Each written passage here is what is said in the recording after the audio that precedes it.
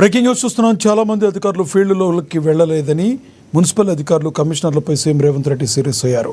కమిషనర్లు, జోనల్ కమిషనర్లు ఉదయం ఫీల్డ్లో ఉండాలని, పారిశుద్ధ్యంపై ప్రత్యేక దృష్టి సారించాలని ఆదేశించారు. ఈరోజు సచివాలయంలో పురపాలక పరిపాలన, పట్టణాభివృద్ధి శాఖపై ముఖ్యమంత్రి సమీక్ష నిర్వహించారు. జీహెచ్ఎంసీ విభజన తలెత్తిన పలు సమస్య పరిష్కారానికి సీఎం పలు సూచనలు చేశారు. 3 కార్పొరేషన్లు శానిటేషన్పై ప్రత్యేక దృష్టి సారించాలన్నారు. త్వరలో ప్రతి జోన్లో పర్యటిస్తానని, రోడ్లు శుభ్రం లేకపోతే అక్కడికక్కడ అధికారులను సస్పెండ్ చేస్తానని హెచ్చరించారు.